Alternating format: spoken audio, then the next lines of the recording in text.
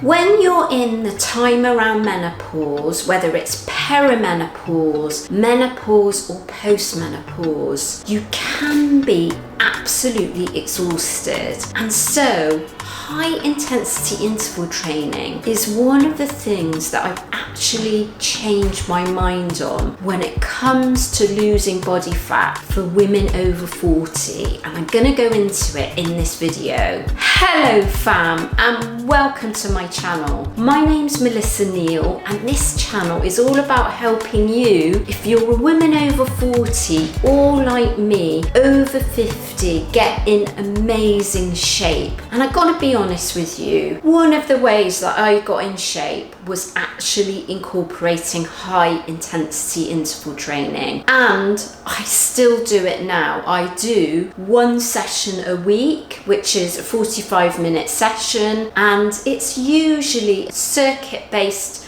session. So it's things like sled pushes, battle ropes, kettlebell swings, box jumps, that kind of thing. And I absolutely love it. But I know that not everybody does love it, and I used to insist that absolutely everybody should do it, but now I don't. I've kind of changed my mind, and I actually think getting movement in, like walking, is probably more important, and everyone can do it. So what is HIIT? Well, HIIT stands for high intensity interval training, and it's really short bursts of intense activity, and it actually doesn't need to be jumping around. It's just about the intensity. So you could do high intensity interval training as a row, for example, or a hill work, and it's when you do short bursts of activity. So it's like 30 seconds as an example, but 20 seconds, 30 seconds, 40 seconds of very intense activity, and you're going to get your heart rate up really high, and then you go to walking pace or rest to get your heart rate back down again, and then you go again. And typically you might do this for 15-20 minutes. 45 minutes would be the absolute max. Most people are going to get a benefit from 30 minutes. And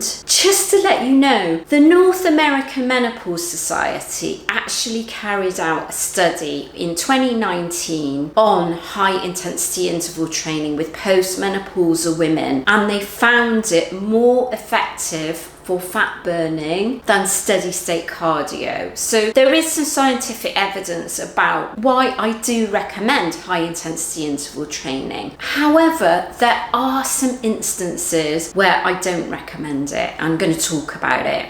Back a couple of years ago, I went through menopause, so I'm 56 now, and I had extreme fatigue. I also had a couple of bouts of COVID, and I just wasn't able to train on the level that I had been able to train before. I was completely exhausted, and so what I had to do was prioritize my exercise. And so when I felt able to, that priority, and this is what I would say to you, my priority was strength training. Strength training trumps everything else when it comes to exercise. And so when you're weighing it up, when you're thinking about, should I do high intensity interval training or should I do strength training? Strength training is your go-to, because that is what is going to be a game changer when it comes to building your metabolism and your body burning fat more easily. And high intensity interval training does do that, but not in the same extent as building muscle does. Building muscle is your main priority, and was my main priority when I was going through a period of not being able to do all my training. So I think that is the first reason why you wouldn't implement high intensity interval training, is you've been through some sort of illness, or just because of menopause you're extremely fatigued, and it might be that you only need to be implementing some kind of training, some kind of workout 2 or 3 times a week. And so in that instance, you want to ditch high intensity interval training and just focus on strength training, because That's the thing that's going to be the massive game changer. Now, the other reason why you wouldn't do high intensity interval training is if you've got an autoimmune disease or a thyroid issue, because what that can do is it can cause more inflammation in your body, and you're trying to bring inflammation down. And so again, for those women, you've either got a thyroid issue or an autoimmune disease, focusing on strength training is really where it's at. And actually, for somebody like that, high intensity interval training may cause more harm than good. Now, just as a side note, I don't buy into this, well, high intensity interval training causes your cortisol levels to rise and therefore it's bad for you, because any exercise that's going to cause your cortisol levels to rise, but your cortisol levels are rising in a good way. I have got really effective, fantastic results from incorporating high intensity interval training, and I would still say that it is worth it for some women if your fitness is there and if you've got the energy levels for it. The third reason high intensity interval training might not be for you is